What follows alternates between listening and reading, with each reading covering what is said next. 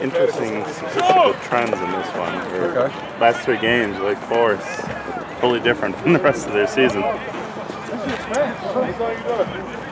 Yeah, I mean they're playing really well at quarterback.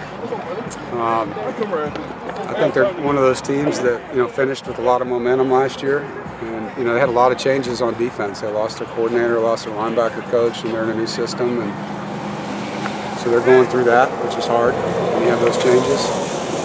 And I'm really impressed with them. I mean, I think they're doing a great job. I think every year we've played against Wake, their quarterbacks have had injuries, and whether it was him getting injured or John getting injured, and he's healthy, he's playing really well, his receivers are playing well, his offensive line's protecting him, so they have a potent offense, and they scored 40 points in the second half last week, so you got to execute. I think both programs show what happens when you have a lot of redshirt juniors, a lot of fifth-year seniors, a lot of regular seniors.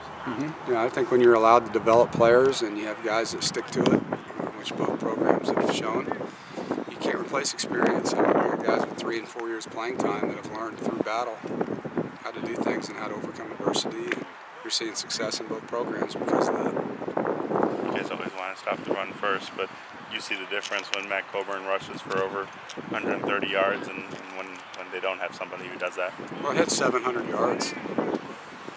I mean, 700 yards. So that's 3 games. I mean, that was just part of the deal. I mean, you can't let them be in a rhythm and be balanced, and you got to stop the run, but you got to stop their pass game. You got to stop the quarterback run game. There's a lot going on over there. We got to play really well. Offensively, we got to score. We got to get touchdowns. We got to possess the football. We got to keep it on 3rd down. We got to play really well in special teams. We got to create takeaways on defense and take care of the football on offense. All those things will put us in position to be where we want to be, but we have to execute. Big T healthy? He is. He is. Everybody else healthy? I mean, for this time of year, I think we're pretty good. Healthy. Yeah, I mean, I think, we've got guys nicked up at certain places, but we're better than we were going into Clemson. You got the state, I think the perception was it was Clemson and Florida State within the Atlantic, then Louisville. Now it seems like the Atlantic is just a meat grinder, thick and thin. How is that conference, or pardon me, how's that division grown since you've been at state? Well, I think first there's really good coaching staffs at all the schools on our side of the division, and I'm not saying the others doesn't, we just don't play against them, so I'm not studying them the same way. The Atlantic division, you got 7 teams that week in and week out, you got to show up.